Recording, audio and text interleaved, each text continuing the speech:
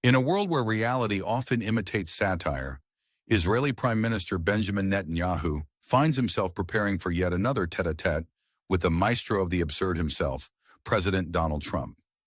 As the curtains rise on this theatrical spectacle at the White House, global tariffs are set to take center stage in their dialogue. One can almost hear the sound of collective groans from economists worldwide as they brace themselves for the inevitable chaos that ensues whenever Trump decides to shake up the economic order with his trademark bravado. Before the Netanyahu-Trump showdown, the president took a moment to grace his fervent followers on Truth Social with a sermon on patience. In a post that could easily double as a parody of motivational quotes, Trump extolled the virtues of not being weak, stupid, or a member of the newly minted Panikin Party, which, if we're being honest, sounds like a gathering of hyperventilating bean counters. The message?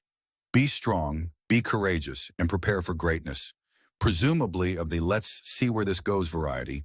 Amidst the chaos, Israel's ambassador to the U.S., Yehia Leiter, attempts to inject a dose of gravitas into the situation.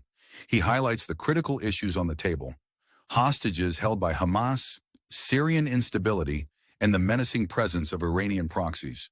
But let's not forget the pièce de résistance, the tariffs, because nothing screams urgent quite like a conversation about import taxes during a geopolitical crisis. The stage is set for Netanyahu to wade through the economic minefield that Trump has laid out with his recent tariff policy.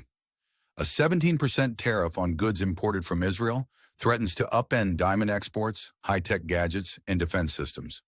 It's almost as if Trump is trying to see how many industries he can disrupt before lunchtime. Alex Coman, a value creation expert, yes, that's apparently a thing, expresses optimism that these tariffs will eventually be reduced. One can only hope that this optimism isn't as misplaced as a misplaced decimal point in a budget report. As trade figures and percentages dance around like a complicated algebra problem, the U.S. Israel trade deficit takes center stage. In a move that defies traditional economic logic, the Trump administration apparently calculated the 17% tariff by some arcane method that involves dividing the deficit by the value of imports and then halving it. It's a bit like trying to solve a Rubik's Cube blindfolded while riding a unicycle. Entertaining to watch, but you wouldn't want to bet your economy on it.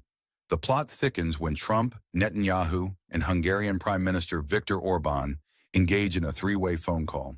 One can only imagine the linguistic gymnastics required to keep that conversation on track. Meanwhile, Secretary of State Marco Rubio makes a cameo appearance to reassure Israel of U.S. support, which is always comforting in the way that a Band-Aid is comforting when applied to a gaping wound.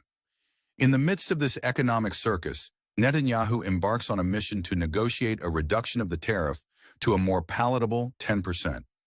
Israeli Finance Minister Bezalel Smotrich throws his hat into the ring by eliminating the remaining Israeli tariffs on U.S. agricultural goods. Because who needs tariffs when you can have a good old-fashioned tariff showdown? Of course, no meeting between these two political giants would be complete without a side dish of geopolitical tension. Netanyahu and Trump are set to tackle issues ranging from the war against Hamas to Turkey's military intervention in Syria. Throw in some Iranian nuclear threats and a dash of international criminal court drama, and you've got a recipe for diplomatic indigestion.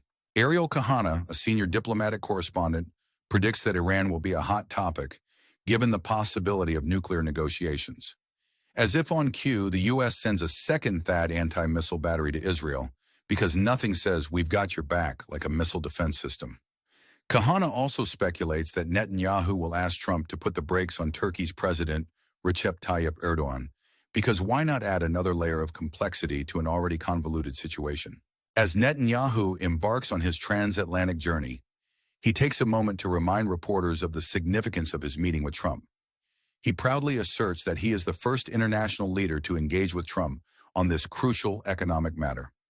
One can almost hear the collective sighs of relief from other world leaders who are happy to let Netanyahu take the first swing at this economic piñata.